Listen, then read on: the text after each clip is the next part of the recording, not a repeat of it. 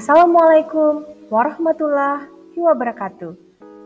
Salam bahagia. Perkenalkan, saya Anita Rusparina, calon guru penggerak Angkatan 9 Kabupaten Hulu Sungai Utara. Pada kesempatan ini, saya akan memaparkan tentang kegiatan diseminasi budaya positif di sekolah yang telah saya laksanakan. Diseminasi budaya positif ini dilaksanakan di SMA Negeri 1 Amuntai di sekolah saya. Untuk pemateri atau pembicara pada kegiatan ini adalah dari 3 orang calon guru penggerak yang juga berasal dari sekolah saya. Yang pertama adalah Ibu Hajar Rahmawati MPD, kemudian ada Ibu Aulia Maftuhah SPD, dan saya sendiri Ibu Anita Rusparina SPD. Adapun pendahuluan dari kegiatan ini adalah bahwa Ki Hajar Dewantara mengumpamakan sekolah sebagai sebuah ladang tempat persemaian bibit. Agar bibit bisa berkembang secara maksimal, maka petani dapat memperbaiki kondisi tanah, memelihara bibit tanaman, memberi pupuk dan air, membasmi ulat-ulat atau jamur-jamur yang mengganggu hidup bibit tanaman, dan lain sebagainya. Dari uraian tersebut, kita dapat memahami bahwa sekolah diibaratkan sebagai tanah tempat bercocok tanam, sehingga guru harus mengusahakan sekolah itu menjadi lingkungan yang menyenangkan, melindungi murid, dan juga menumbuhkan karakter-karakter baik yang sesuai dengan profil pelajar Pancasila.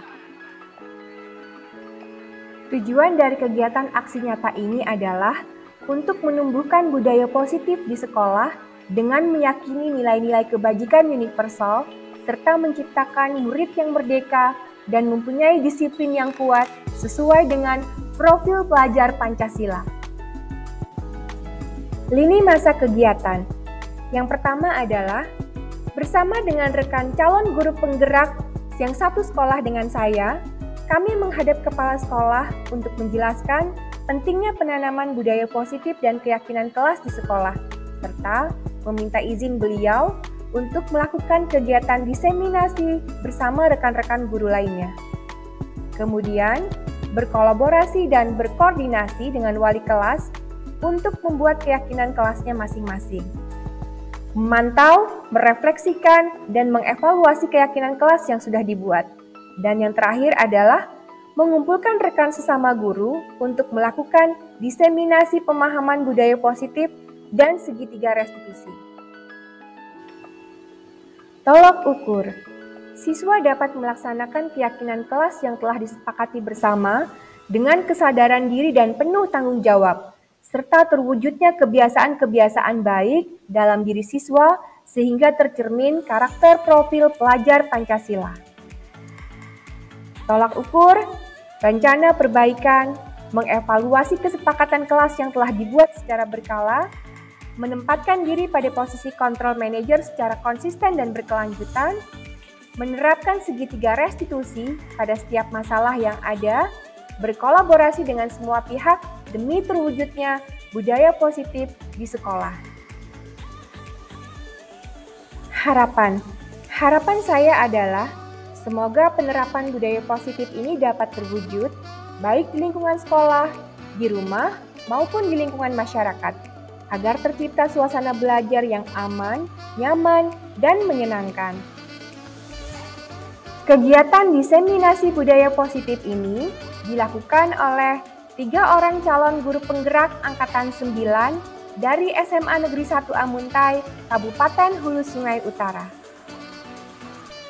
Adapun materi yang disajikan adalah sebagai berikut. Yang pertama adalah disiplin positif, nilai-nilai kebajikan, teori motivasi perilaku manusia, hukuman dan penghargaan, keyakinan kelas, kebutuhan dasar manusia, 5 posisi kontrol, dan segitiga restitusi.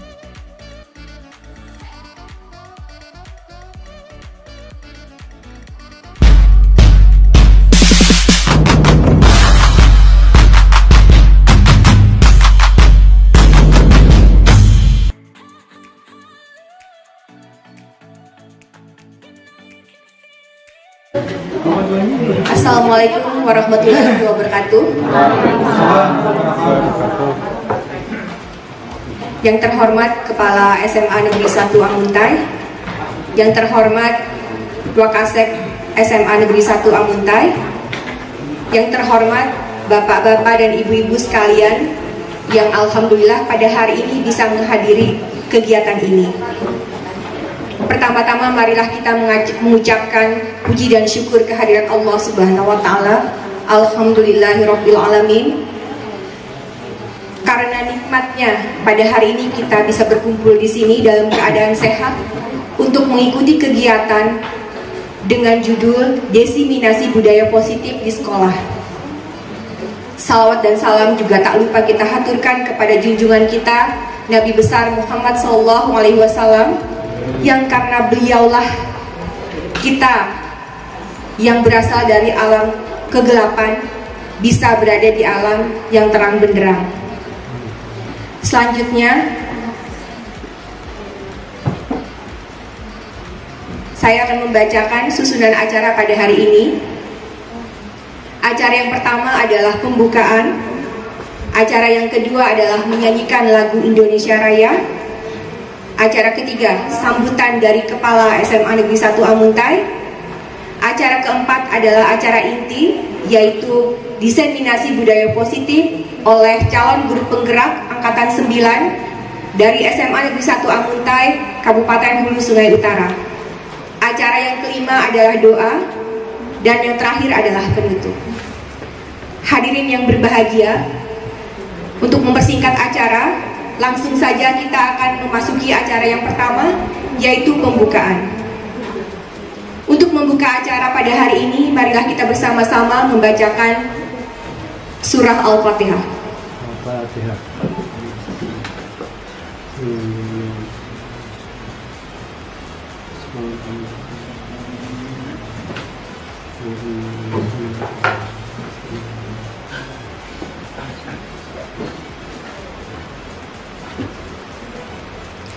Kita lanjutkan dengan acara yang kedua, yaitu menyanyikan lagu Indonesia Raya.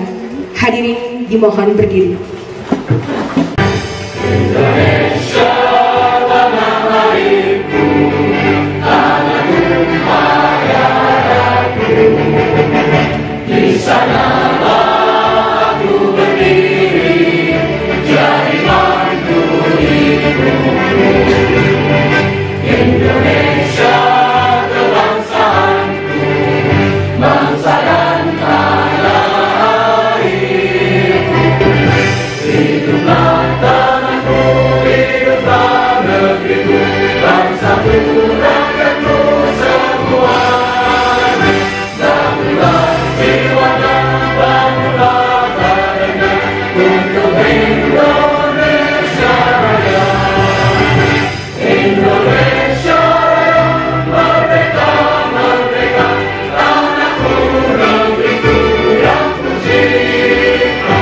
Indonesia Raya, merdeka, merdeka, hiduplah Indonesia Raya. Indonesia Raya, merdeka, merdeka, tanahku, negeriku yang kucinta. Indonesia Raya, merdeka, merdeka, hiduplah Indonesia Raya. Adalah sambutan dari Kepala SMA Negeri 1 Amuntai kepada Bapak Haji Midahan Nabhani MPD. Kami persilahkan.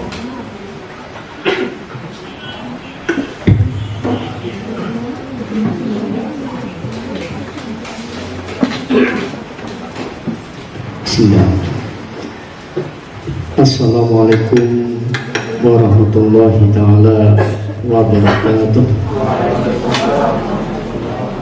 Bismillahirrahmanirrahim.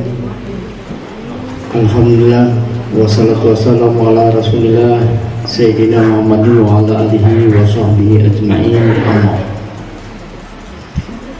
Marilah sama-sama kita panjatkan puji syukur Allah Subhanahu wa taala pada hari ini, Selasa tanggal 3 Oktober 2023, kita dapat berkumpul di aula ini dalam rangka acara diseminasi calon guru penggerak angkatan ke-9 Kabupaten Nusantara.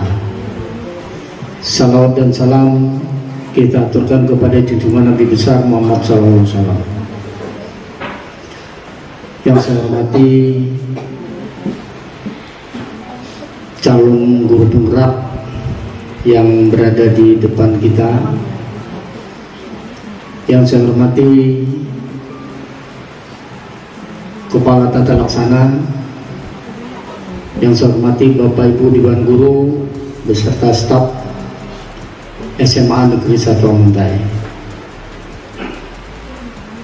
Dalam kesempatan yang sangat berbahagia ini, saya juga merasa berbangga karena di tempat kita, alhamdulillah, ada 3 calon guru penggerak dari 28 orang yang ada di Nusantara, yaitu pada angkatan ke-9 ini. Itu berada pada tingkat taman kanak-kanak atau RA sampai dengan SMA. Jadi seluruhnya adalah 28. Alhamdulillah kita ada 3 orang di SMA kita.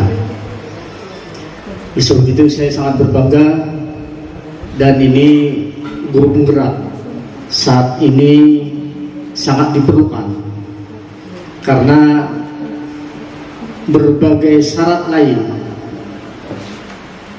untuk keperluan lain biasanya diperlukan atau diambil syaratnya itu adalah salah satunya dari guru penggerak. Oleh sebab itu saya berharap kepada calon guru penggerak, masih calonnya, nanti kecuali sudah sampai modul terakhir itu akan berinisial sebagai guru penggerak. Oleh sebab itu masih banyak proses, masih banyak yang perlu dihadapi, antara lain kegiatan baik itu JOM atau kegiatan daring lainnya. Ini yang harus dilaksanakan oleh seorang calon guru penggerak. Bagi informasi kepada kita akan berikan tanggapan seperti apa. Nah, ini yang diinginkan oleh calon guru penggerak, kita semua peserta ini mengikuti, oh seperti ini budaya yang bagus, budaya yang positif. Banyak sekali kalau kita mengambil contoh budaya positif di tempat kita, ya, misalnya tentang keagamaan, kita mulai dengan disiplin waktu. 7.30 masuk, kita laksanakan sholat duha secara berjamaah, ya, sama-sama kita ikuti semua. Nah, ini budaya baik, ini salah satu contoh aja, budaya yang bagus, budaya positif. Apakah budaya positif ini diikuti oleh semua peserta? Kan seperti itu maksudnya, warga sekolah. Terima kasih, mohon maaf jika terdapat kesalahan dan kekeliruan. Wabillahi taufiq wal hidayah. Wassalamualaikum warahmatullahi wabarakatuh.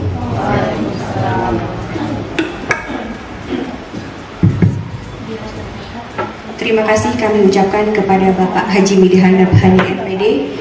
Kemudian kita lanjutkan ke acara inti, yaitu adalah acara diseminasi budaya positif yang akan dibawakan oleh 3 orang calon guru penggerak dari SMA Negeri 1 Amuntai, Angkatan 9 Kabupaten Hulu Sungai Utara.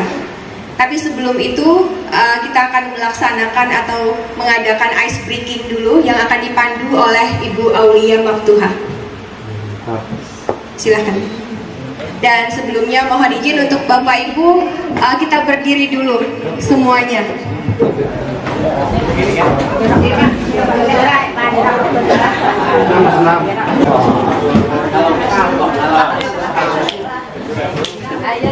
Kita ice breaking dulu. Ice breakingnya itu sambil bernyanyi dan berjoget sedikit. Contohnya lah, contohnya. Ya, contohnya kayak gini.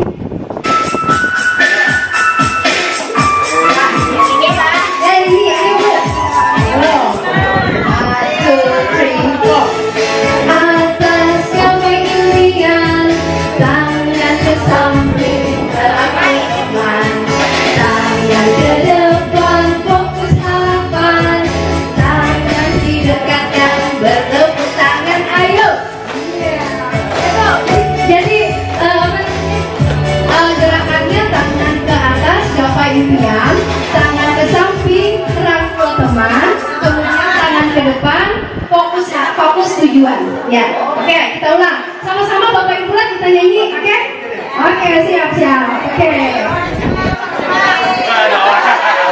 Ayo, ulang. Ayo Pak. Ya. 1, 2, 3, 4. Lantas coba gini ya, semua nyanyi. Ingat ke samping, merangkul teman. Tangan ke depan, fokus harapan. Tangan didekatkan, bertepuk tangan. Iya lagi, sekali lagi. Ayo Pak, begini Pak. Samping, merangkul teman. Tangan ke depan, fokus harapan. Tangan didekatkan, bertepuk tangan. Oleh. Yuk, nyanyi Pak. Nyanyi ya Pak. Tangan ke atas, coba dunia. Tangan ke samping, merangkul teman. Iya. Tangan untuk kita semua.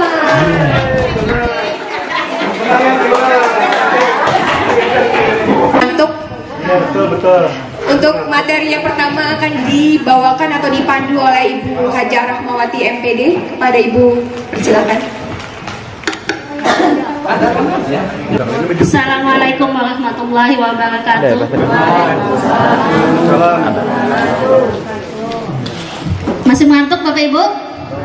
Oh masih? Hampir sudah, semangat sudah ya lah. Sudah ice breaking, sudah joget-joget. Kita mulailah. Ini materi kami di Guru Penggerak, jadi menyebarkan pemahaman tentang budaya positif. Ya, lanjut. Ya, adapun latar belakang kenapa adanya budaya positif ini sesuai dengan filosofi dari Ki Hajar Dewantara yang mengumpamakan sekolah sebagai sebuah ladang tempat persemaian bibit-bibit agar bibit bisa berkembang secara maksimal. Maka petani dapat memperbaiki kondisi tanah, memelihara bibit tanaman, memberi pupuk dan air, membasmi ulat-ulat atau jamur-jamur yang mengganggu hidup bibit tanaman dan lain sebagainya. Jadi sekolah menurut Ki Hajar Dewantara itu dianggap sebagai ladang, siswanya dianggap tanamannya, sedangkan kita guru itu adalah sebagai apanya? Sebagai petaninya. Maka kitalah yang dapat menentukan siswa itu kita mau seperti apa. Jadi walaupun bibitnya unggul, tapi kalau kita tidak memberikan perlakuan yang baik, tidak memberi pupuk, airnya tidak cukup, maka hasilnya tidak akan sesuai harapan walaupun bibitnya unggul.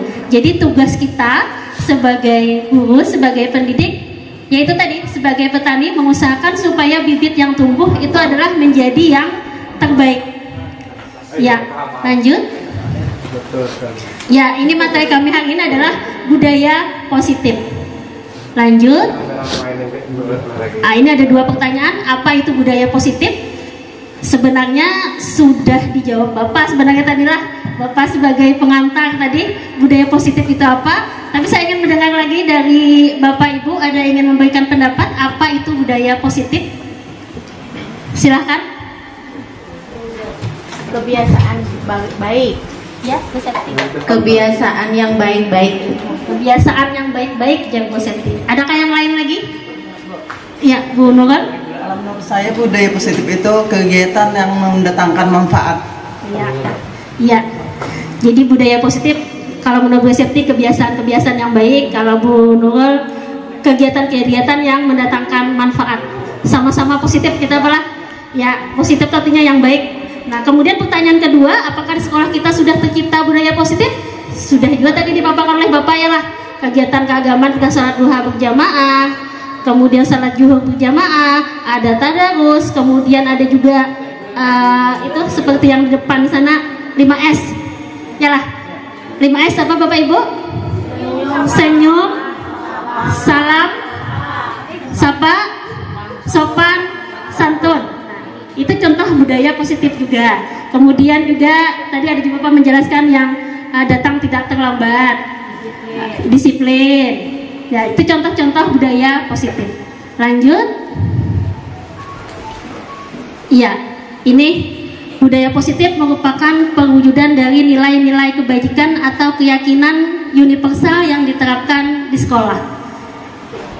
Selama ini barangkali kita sebagai guru merasa berkewajiban mengontrol perilaku siswa agar memiliki perilaku sesuai yang guru harapkan.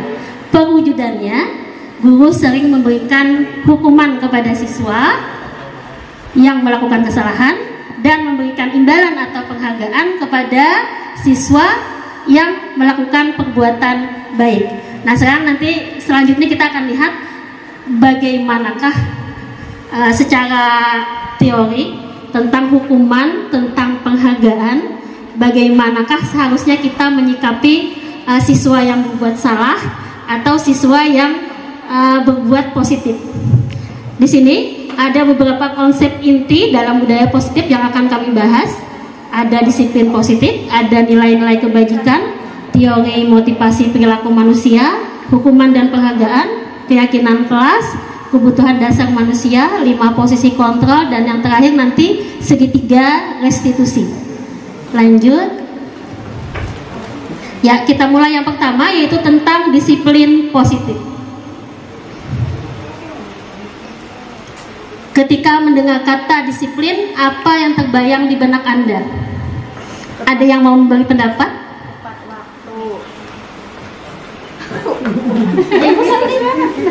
Tepat waktu. Tepat waktu. Ada yang lain? Disiplin itu apa? Sering kita menggunakan kata disiplin.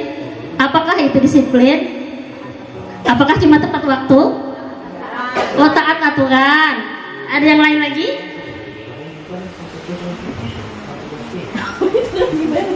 Nah, kita lanjut aja.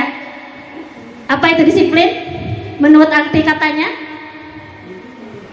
Nah, jadi disiplin berasal dari kata disiplina, bahasa Latin yang artinya belajar. Kebanyakan orang akan menghubungkan kata disiplin dengan tata tertib, tadilah teratur dan kepatuhan pada peraturan.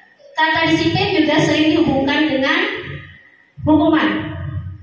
Padahal itu sesungguhnya berbeda, karena belajar tentang disiplin positif tidak harus dengan memberi hukuman. Justru itu adalah salah satu alternatif terakhir, dan kalau perlu tidak digunakan sama sekali. Murid yang memiliki disiplin positif akan memiliki motivasi internal yang tinggi dalam menguasai diri untuk melakukan tindakan yang sesuai dengan nilai-nilai kebajikan universal.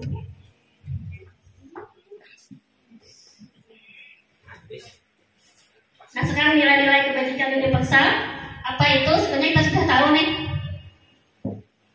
Jadi nilai-nilai kebajikan universal itu adalah sifat-sifat positif manusia yang merupakan tujuan mulia yang ingin dicapai. Nilai ini bersifat universal. Ya, tadi nilai-nilai yang baik yang kita akui baik, nilai-nilai positif. Misalnya, lanjut Bu Aulia. Contoh-contoh nilai kebajikan, udah tahu aja semuanya. Nah, yang sekarang ini kita sering ucapkan adalah tentang profil pelajar Pancasila. Di situ ada nilai-nilai kebajikan, beriman dan bertakwa pada Tuhan Yang Maha Esa, berakhlak mulia, berkebinekaan global, gotong royong, mandiri, kreatif, dan bernalar kritis. Kemudian ada juga menurut yang lain, itu ada bisa dibaca sendiri, ya. Ada nilai-nilai kebajikan, nilai-nilai yang baik menurut beberapa institusi atau organisasi. Ya, lanjut. Itu contoh-contoh aja. Itu nanti bisa digunakan ketika membuat keyakinan kelas. Jadi nilai-nilai kebajikan. Macam-macam, tinggal dibaca aja. Lanjut. Nah, kemudian materi selanjutnya adalah tentang teori motivasi perilaku manusia. Nah, ini mohon tanggapannya. Sebagai seorang guru, saat Anda hadir mengajar di kelas tepat waktu, motivasi apakah yang mendasari tindakan Anda? Kenapa jadi tepat waktu masuk? Alasannya kenapa? Kalau Pak Poli, kenapa Pak Poli? Ya, kita sebagai guru kan harus memberikan contoh kepada siswa. Karena kan sebagai yang perlu diteladani ini kan kita sebagai guru. Jadi kita harus memberikan contoh kepada siswa yang bagaimana yang seharusnya yang harus kita tahu. Ya, ada yang lain? Apakah sama dengan jawaban Pak Poli? Ataukah ada yang misalnya tepat waktu karena takut dengan atasan, nanti difoto kelasnya? Apakah seperti itu? Kan macam-macam motivasi. Nah, kata Bu Septi, sebagian kecil iya, karena takut difoto motivasinya. Ataukah, nah itu kalau takut tuh alasannya yang pertama tuh, karena tidak ingin ditegur oleh atasan Anda, berarti menghindari ketidaknyamanan dan hukuman. Itu motivasi yang pertama. Yang kedua bisa juga karena ingin mendapatkan pujian atau penghargaan. Hanya tepat waktu terus ya. Mantap coba Pak. Nah, itu postingan terbaik hari ini ya. Nah, itu motivasi kedua, karena ingin mendapatkan imbalan atau penghargaan dari orang lain. Sedangkan motivasi yang ketiga adalah karena Anda ingin menjadi orang yang menghargai waktu, menghargai diri sendiri sebagai teladan. Itu yang disampaikan oleh Bapak Poli. Itu adalah motivasi yang ketiga. Nah ini, jadi menurut teori motivasi ada tiga motivasi. Yang pertama, kalau menghindari hukuman itu juga dari luar, motivasi eksternal. Kemudian ingin mendapatkan penghargaan juga motivasi eksternal. Kemudian untuk menghargai diri sendiri, karena untuk memberikan teladan itu adalah motivasi internal. Dan itulah yang seharusnya tujuan dari disiplin positif. Mudah-mudahan kita bisa yang ketiga ya. Sebagian kecil aja dari yang pertama, karena takut dengan atasan. Lanjut, nah ini materinya tentang hukuman, konsekuensi, dan restitusi. Lanjut. Ini sekilas tentang perbedaan antara hukuman dengan konsekuensi. Jadi kalau kata sederhananya adalah kalau hukuman itu langsung ketika ada masalah langsung kita berikan hukuman. Kalau konsekuensi itu sudah ada aturannya. Misalnya kalau dia terlambat maka dia harus menulis surah Yasin 2 ayat. Kan sudah ada aturan lah. Nah, jadi ketika dia terlambat anak sudah tahu bahwa itulah yang harus dia lakukan. Itu namanya konsekuensi. Nah ini ada beberapa mau kita isi sebentar. Mau tanya, kalau mencatat 100 kali dalam buku kalimat saya tidak akan terlambat lagi karena terlambat sekolah, menurut Bapak Ibu itu hukuman atau konsekuensi? Hukuman atau konsekuensi? Hukuman. Ya, hukuman. Terus yang kedua, lari mengelilingi lapangan basket 2 kali karena terlambat hadir di sekolah. Hukuman. Murid diminta push up 15 kali karena tidak menggunakan masker ke sekolah. Hukuman. Menggantikan kertas tugas teman yang telah dicoret-coret. Konsekuensi. Membersihkan tumpahan air di meja tulis karena tersenggol pada saat belajar. Konsekuensi. Murid disuruh untuk tidak mengenakan sepatu seharian di sekolah karena tidak mengenakan sepatu hitam. Hukuman. Lari mengelilingi lapangan basket 2 kali karena terlambat 10 menit untuk pelajaran videoka. Hukuman. Kita lihat kunci jawabannya.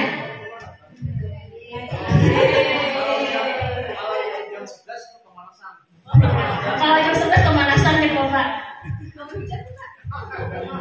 Sepertinya tadi yang salah yang terakhir. Nah, yang terakhirnya mungkin menurut kita itu hukuman, tapi bagi guru videoka mungkin itu sudah ada perjanjian karena olahraga nih, kalau terlambat lagi. Nah, jadilah namanya konsekuensi. Ya. Nah, ini hal yang menarik. Saya juga baru tahu dihukum oleh penghargaan. Dihukum oleh penghargaan kan aneh nih. Padahal penghargaan tapi itu suatu hukuman. Jadi ini berdasarkan hasil penelitian. Jadi hasil penelitian penghargaan itu tidak efektif. Suatu penghargaan adalah suatu benda atau peristiwa yang diinginkan yang dibuat dengan persyaratan. Hanya jika Anda melakukan ini, dipindah sudah. Hanya jika Anda melakukan ini, maka Anda akan mendapatkan penghargaan yang diinginkan. Jika saya mengharapkan suatu penghargaan dan tidak mendapatkannya, maka saya akan kecewa dan berkecil hati. Jadi disitulah tidak efektifnya penghargaan itu. Ketika tidak mendapatkan penghargaan, maka timbul rasa kecewa. Ya lanjut. Nah di sini penghargaan merusak hubungan, kenapa? Mungkin kalimat yang ini yang kedua, jika seorang guru sering memberikan akan disampaikan oleh Bu Aulia tentang keyakinan kelas dan kebutuhan dasar manusia.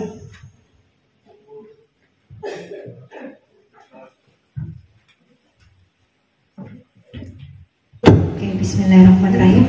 Assalamualaikum warahmatullahi wabarakatuh. Waalaikumsalam. Mohon izin, ulun di sini sekedar untuk berbagi saja, bukan berarti ulun tahu segalanya, tapi ulun cuma sekedar berbagi pengalaman apa yang ulun dapat waktu pelatihan, akan ulun sedikit ulun sharing ke Bu Hanpian. Oke, yang akan ulun bahas di sini adalah tentang keyakinan kelas. Ulun izin bertanya dulu, biasanya Bu Hanpian kalau di kelas itu menggunakan kata-kata keyakinan kelas atau misalnya peraturan kelas biasanya? Ada tanggapan? Biasanya kalau di kelas, kalau misalnya kalau jam ibu jangan boleh keluar, kalau jam ibu harus tetapi atau apa, itu biasanya Bu Hanpian menggunakan kata-kata keyakinan atau peraturan biasanya, atau kesepakatan kelas? Peraturan, oke. Nah, sebenarnya tujuan kita membuat suatu aturan kelas atau keyakinan kelas ini pada dasarnya adalah untuk menciptakan budaya positif, lagi-lagi untuk mengarah hal-hal yang positif. Jadi ketika kita membuat sebuah peraturan kelas, lalu dari peraturan akan berkembang menjadi sebuah keyakinan, lalu akan berkembang lagi menjadi sebuah lingkungan yang positif, kemudian lingkungan positif akan berkembang lagi ke seluruh warga sekolah yang hasilnya nanti menciptakan budaya sekolah. Nah, seperti itu. Nah, pertanyaan ulun, mengapa keyakinan kelas? Kenapa tidak peraturan kelas? Kenapa di sini Buhan CGP malah menggunakan kata-kata keyakinan, bukan peraturan kelas? Baik, next. Nah, untuk menjawab ini, mari kita sama-sama membaca dulu. Mengapa kita memiliki peraturan tentang penggunaan helm saat mengendara? Biasanya kan kalau kita menyuruh kekanak-kanak sekolah menggunakan helm pada saat mengendara, tujuannya kira-kira apa Bapak Ibu?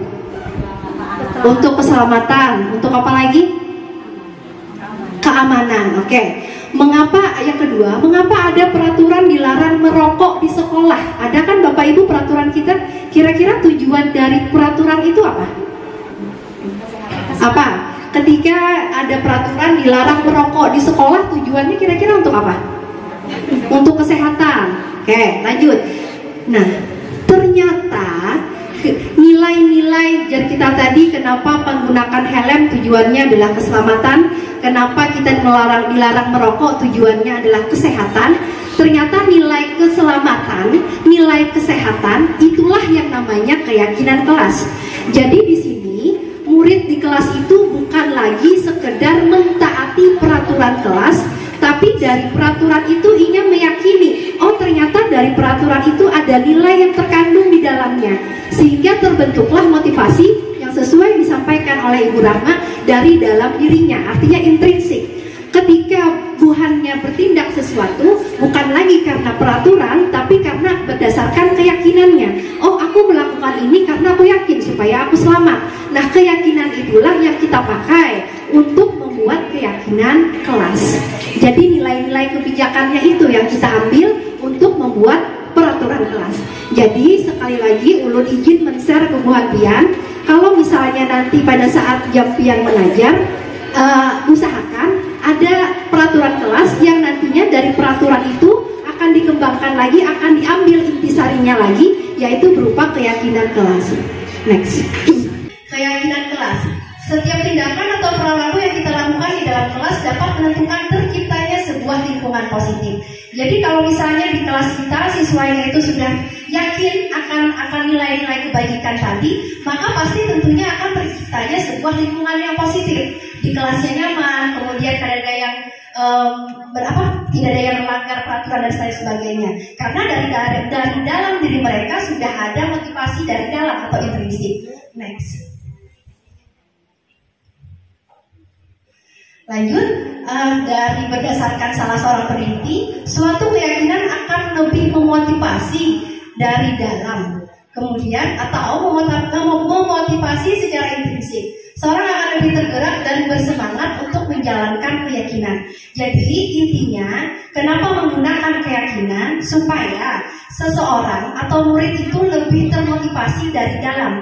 Artinya mereka melakukan sesuatu bukan dari faktor luar. Karena ia sudah sadar, maka ia mau melakukan hal yang positif. Makanya disitulah kita menciptakan keyakinan namanya, bukan lagi sebuah peraturan.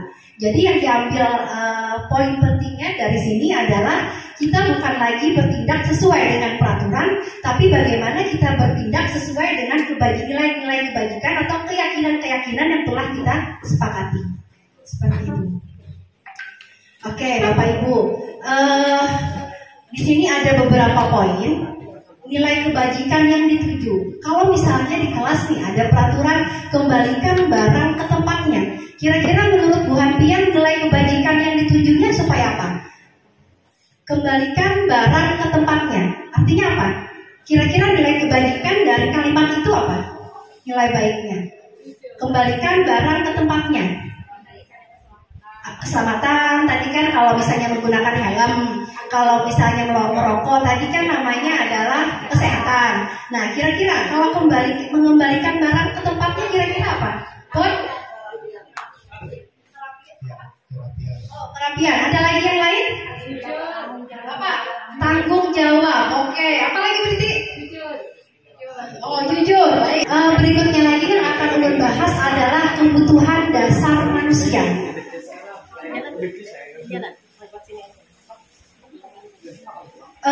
Pada dasarnya, ketika manusia atau siswa atau murid kita itu lahir itu mempunyai 5 kebutuhan dasar. Jadi yang namanya kebutuhan dasar itu adalah seluruh tindakan manusia memiliki tujuan tertentu. Semua yang kita lakukan adalah usaha terbaik kita.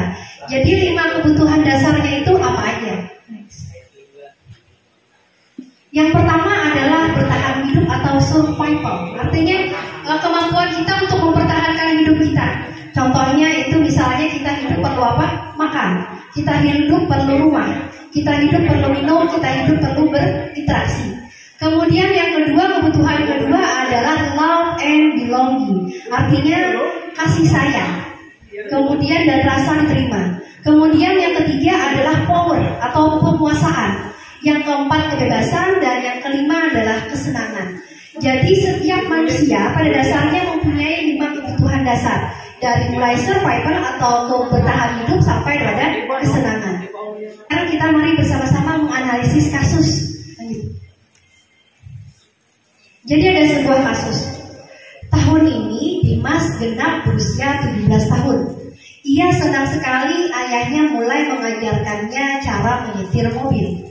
Setiap akhir pekan ia berlatih menyetir. Ia terlihat senang sekali berlatih sampai akhirnya ia bisa menyetir mobil dengan baik dan lancar.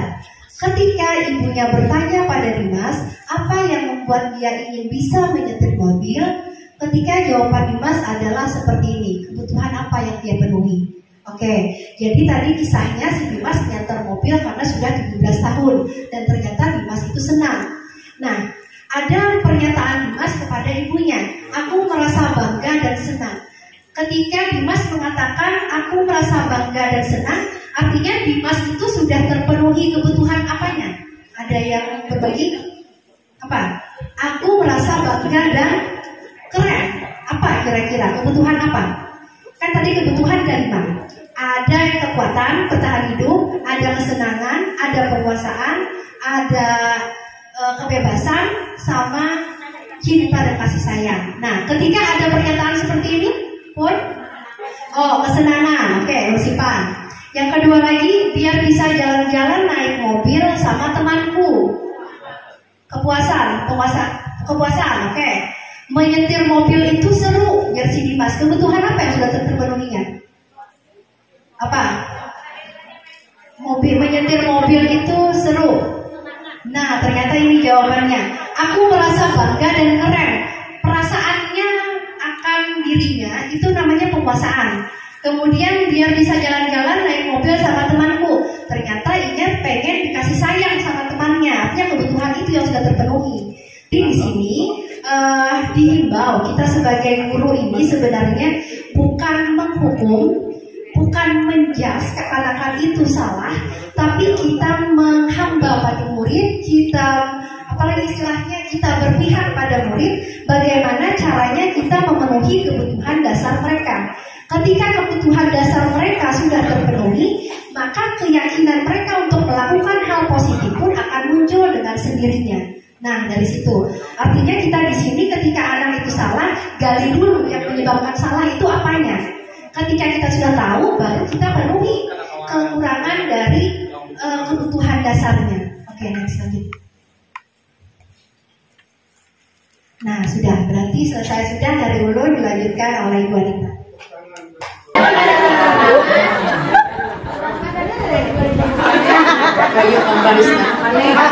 Oke, mohon izin Bapak Ibu. Assalamualaikum warahmatullahi wabarakatuh. Jadi sekali lagi Ulun meneruskan yang disampaikan oleh Bu Aulia, dan Ulun ingin menyampaikan juga bahwa di sini Ulun di depan pian hanya sekedar untuk menyampaikan atau sekedar sharing, dan Ulun bukan ahlinya, bukan orang yang mengetahui segalanya, jadi kita sama-sama berbagi. Untuk materi yang Ulun bawakan adalah 5 posisi kontrol. Tapi sebelum ke sini, kita mereview kembali apa yang disampaikan oleh Bu Aulia tadi, bahwa ternyata setiap individu atau setiap manusia itu memiliki kebutuhan dasar. Tadi ada 5 kebutuhan dasar, dan ternyata apabila salah satu atau beberapa dari kebutuhan dasar itu tidak terpenuhi, maka akan terjadilah sesuatu atau terjadilah masalah. Dan ini terkaitnya dengan peran kita sebagai seorang pendidik atau peran kita sebagai seorang guru. Jadi di sini Ulun akan memaparkan sedikit tentang 5 posisi kontrol atau teori kontrol, bagaimana cara kita seyogianya sebagai pendidik menyikapi ketika ada siswa atau peserta didik kita yang bermasalah dalam tanda kutip. Next. Ada 5 posisi kontrol di sini. Yang pertama adalah posisi penghukum, yang kedua adalah membuat rasa bersalah, yang ketiga adalah posisinya sebagai teman, yang ketiga adalah yang keempat adalah posisi pemantau, dan yang terakhir adalah posisi manajer. Sekarang sebelum Ulun teruskan, kira-kira kita di sini di posisi manakah kita itu berada?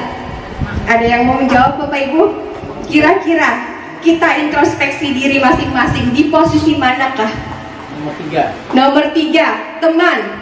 Ada yang lain? Pemantau. Ada yang lain lagi? Penghukum. Ada yang penghukum? Kadang-kadang Ulun bisa. Ada. Oke, jadi di sini kita akan memahami seperti apa. Next. Posisi yang pertama adalah penghukum. Sebelumnya kita review kembali penjelasan dari Bu Rahmawati tadi, bahwa hukuman itu adalah sesuatu yang sifatnya mendadak atau tidak terduga. Ketika ada peserta didik melakukan kesalahan, kita ujuk-ujuk langsung hukumannya seperti ini. Itu adalah hukuman. Jadi karakteristik seorang pendidik yang menghukum atau seorang penghukum itu seperti yang terlihat pada slide. Biasanya seorang penghukum itu menunjukkan ekspresi yang sangar.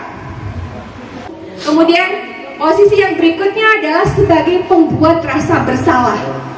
Kira-kira adakah yang pernah di posisi ini memposisikan diri sebagai pembuat rasa bersalah? Kayak apa gerak karakteristiknya? Karakteristiknya tuh seperti biasanya tidak seperti penghukum, marah-marah dengan mata menceleng-celeng, tidak seperti itu. Pembuat rasa bersalah ini dia manipulatif biasanya, dengan bahasa yang sopan, lembut, tapi menggigit seperti itu. Jadi biasanya seperti itu, dia tanpa sadar menanamkan rasa bersalah kepada diri anak. Contohnya, ibu sangat kecewa sekali dengan kamu. Ibu ini kayak apa lagi lah melajari kamu. Itu adalah posisi pembuat rasa bersalah. Dan ini Bapak Ibu, posisi pembuat rasa bersalah ini adalah posisi yang paling menghancurkan peserta didik. Kemudian yang berikutnya adalah posisi teman. Posisi teman ini menyenangkan, apalagi kita mengajarnya di sekolah tingkat atas. yang mana peserta didik itu sudah mendekati usia remaja akhir menuju dewasa, yang mana kadang-kadang pemikiran, kemudian sudut pandang mereka ada yang sesuai dengan kita. Jadi kita sudah bisa memposisikan peserta didik kita sebagai kawan. Dan ini kelihatannya banyak di sini Bapak Ibu ya. Tapi kita lihat di sini, posisi ini ada positif dan ada negatifnya. Positifnya adalah pada posisi ini guru memiliki hubungan yang sangat dekat dengan peserta didik. Tapi ada negatifnya.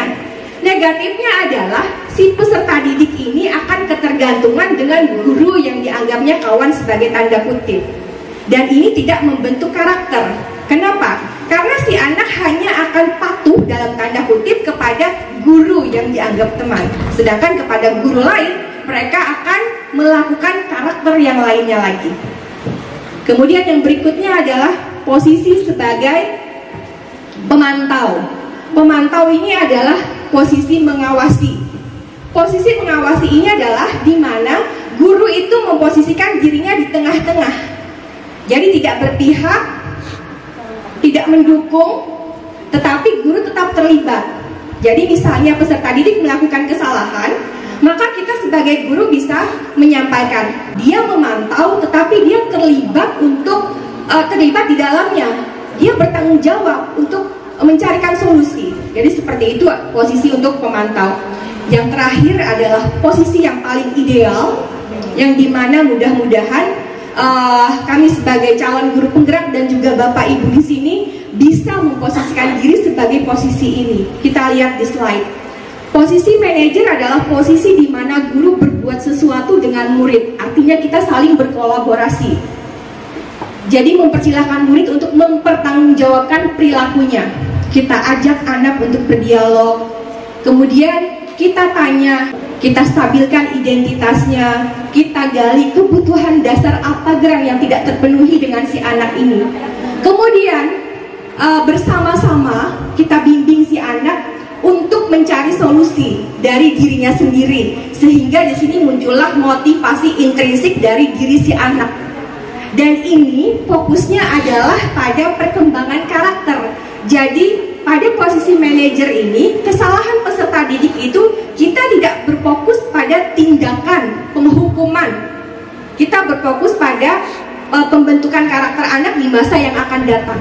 Seperti nilai-nilai kebajikan yang disampaikan oleh Bu Aulia tadi. Ketika si anak tidak memakai helm, kesalahan si anak, maka tindakan kita bukan untuk memberikan helm atau supaya anak patuh untuk memakai helm, bukan itu. Jadi tujuan kita sebenarnya adalah supaya si anak ini memahami bahwa nilai yang kita tanamkan di sana adalah nilai keselamatan.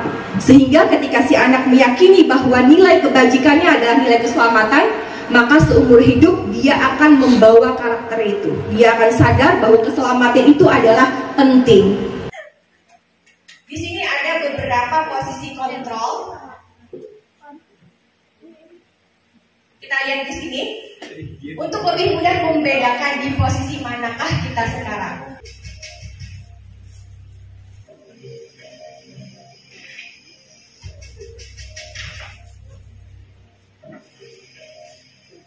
Naran, sini kamu. Selalu terlambat. Kamu deh pasti terlambat. Maaf Bu, saya... Apa? Apa coba? Alasan kamu apa lagi? Kapan sih kamu tidak terlambat? Malas sekali ya kamu jadi anak. Saya... Dasar pemalas. Gak kapok-kapok sih kamu. Sudah berapa kali terlambat? Sana, kamu keliling lapangan basket 2 kali. Kenapa saya harus keliling lapangan basket Bu? Kenapa? Kamu ngelawan ibu? Berani-beraninya jawab. Sudah terlambat, masih berani jawab pula.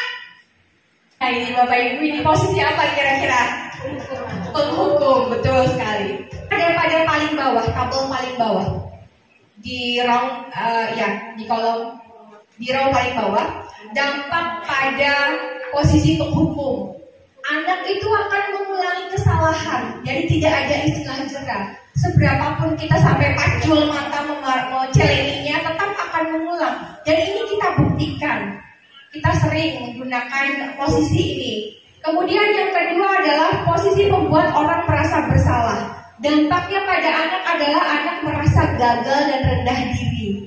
Ini yang paling berbahaya. Kemudian yang ketiga, ketika kita memposisikan diri sebagai teman, maka anak tidak akan mandiri. Dia akan bermental kerupuk, dalam artian tanda kutip, si anak akan bermental lemah. Itu dampak yang didapatkan. Kemudian yang keempat adalah posisi sebagai pemantau. Dampak yang terjadi pada anak adalah menitik beratkan pada sanksi atau hadiah untuk dirinya. Jadi dia fokusnya ke sana. Kemudian yang terakhir adalah posisi yang paling ideal tadi adalah posisi manajer. Dampaknya di sini anak bisa mengevaluasi dirinya sendiri, menganalisis kebutuhan apa yang belum terpenuhi pada dirinya. Kemudian dia juga mencari solusi untuk seperti apa memenuhi kebutuhannya tadi dengan cara yang positif. Jadi si anak itu harus kita bimbing untuk menemukan kebutuhan apa yang belum terpenuhi. Kemudian bagaimana cara kita memenuhinya dengan cara yang positif. Oke, next. Nah ini ada kuis lagi. Silahkan Bapak Ibu dibaca. Kita lihat yang pertama. Saya kecewa sekali dengan kamu. Kira-kira ini posisinya di mana Bapak Ibu? Saya kecewa berarti sebagai posisi pembuat rasa bersalah. Oke, kita simpan. Kemudian yang berikutnya. Kamu tidak pernah benar melakukannya. Kami salah terus. Sebagai apa? Penghukum, membuat rasa bersalah, teman atau apa? Membuat rasa bersalah. Oke, kita simpan. Yang kalian jawabannya. Saya kecewa sekali dengan kamu membuat rasa bersalah. Kamu tidak pernah benar itu menghukum. Ayolah lakukan ini demi Bapak atau Ibu sebagai teman. Apakah kamu mendapatkan stiker memantau? Bagaimana kamu menyelesaikan atau memperbaiki ini sebagai manajer? Berikutnya adalah segitiga restitusi. Apa itu segitiga restitusi? Jadi segitiga restitusi ini adalah sebuah diagram pemulihan. Diagram pemulihan bagi anak yang melakukan kesalahan. Jadi fokusnya bukan untuk memperbaiki kesalahan, tapi untuk mengembangkan karakter baik pada diri anak setelah dia berhasil memecahkan dan mencari solusi untuk masalahnya sendiri. Tahapan segitiga restitusi adalah, jadi Bapak Ibu tahapan ini harus ada anak yang bermasalah dulu, baru kita restitusi. Jadi tidak bisa melakukan ini kalau tidak ada anak yang bermasalah. Tahapannya yang pertama adalah menstabilkan identitas. Kemudian yang kedua adalah validasi tindakan yang salah, di mana di sini anak kita bantu untuk menganalisis kebutuhan dasar apa yang belum terpenuhi. Kemudian yang ketiga adalah menanyakan keyakinan. Menstabilkan identitas ini adalah bagian dasar dari segitiga restitusi, yang mana ini mengubah anak dari identitas gagal menjadi identitas sukses. Jadi di sini anak yang bermasalah tadi kita harapkan dia untuk bisa bangkit dari kesalahannya dengan caranya sendiri dalam ranah atau hal-hal yang positif. Jadi di sini kalimat-kalimat yang bisa kita sampaikan atau kita ucapkan kepada anak untuk membimbing menstabilkan identitas seperti contohnya berbuat salah itu tidak apa-apa, wajar. Semua orang itu pasti punya kesalahan. Jadi itu menstabilkan anak yang tadinya dia merasa down karena melakukan kesalahan. Kita bisa menyelesaikan ini. Kemudian, setelah menstabilkan identitas, kita harus memvalidasi tindakan yang salah. Kita tanya dulu, kenapa anak seperti ini kita gali, supaya anak bisa menganalisis kebutuhan dasar apa yang belum terpenuhi. Kemudian kita memotivasi dengan misalnya, padahal kamu bisa melakukan yang lebih buruk dari ini, tapi kamu segini aja. Jadi anak tidak merasa semakin down. Kamu patut bangga pada dirimu karena kamu ada salah-salah bandar, istilahnya seperti itu. Kemudian yang berikutnya adalah menanyakan keyakinan. Menanyakan keyakinan ini terkait dengan keyakinan kelas yang sudah dibuat. Misalnya tadi si anak datang terlambat atau dia misalnya melakukan tindakan merokok di dalam kelas, maka kita kembalikan ini kepada keyakinan yang telah disepakati. Misalnya tadi datang terlambat, maka keyakinannya adalah nilai kebajikan yang terkandung di dalamnya adalah apa? Adalah tepat waktu atau disiplin. Nah, jadi kita tanya si anak, nah, apakah datang terlambat itu sesuai dengan keyakinan yang telah kita sepakati? Keyakinannya adalah tadi tepat waktu. Si anak akan merasa sendiri, oh iya salah Bu Alun. Nah, setelah itu baru kita tanya, kira-kira seperti apa anak pian membaikinya? Ini adalah restitusi. Jadi dalam posisi kita sebagai guru, tidak dianjurkan kita untuk menghukum, apalagi membuat anak merasa bersalah, karena kita akan menghancurkan mereka. Jadi perubahan paradigma pendidikan sekarang ini sesuai dengan filosofi Ki Hajar Dewantara, bahwa kita sebagai pendidik itu untuk menuntun siswa, di mana siswa kita ini sudah memiliki kodrat bakatnya masing-masing. Demikian apa yang dapat kami sampaikan pada hari ini tentang budaya diseminasi budaya positif. Mudah-mudahan bermanfaat bagi kita semua. Salah, hilang, dan kekurangan dari kami mohon maaf yang sebesar-besarnya, dan kami akhiri dengan wassalamualaikum warahmatullahi wabarakatuh. Adalah doa. Untuk doa ini kami mintakan kepada Bapak Ustadz Rahmanur. Pada Bapak kami persilahkan, Pak. Bismillahirrahmanirrahim. Alhamdulillahirabbil alamin arrahmanirrahim maliki yaumiddin iyyaka na'budu wa iyyaka nasta'in ihdinas siratal mustaqim siratal ladzina an'amta 'alaihim ghairil maghdubi 'alaihim. Bismillahirrahmanirrahim.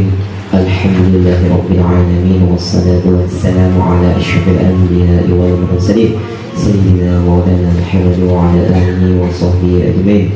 Allahumma ighfir lana dhunubana wa liwalidina wa limashayikhina wa limu'allimina wa dhil huquq 'alaina wa li jami'il muslimin wal muslimat wal mu'minina wal mu'minat bi rahmatika ya arhamar rahimin.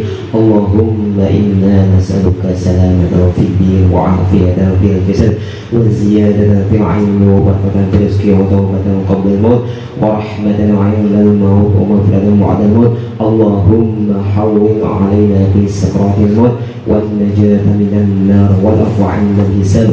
Rabbana la tuzigh qulubana ba'da idh hadaytana wa hab lana min ladunka rahmah innaka antal wahhab. Rabbana atina fid dunya hasanah wa fil akhirati hasanah wa qina 'adzaban nar. Sallallahu alaihi wasallam Muhammad wa ala alihi wa sahbihi wasallam. Subhana rabbika rabbil izzati 'amma yasifun wa salamun 'alal mursalin walhamdulillahi rabbil alamin.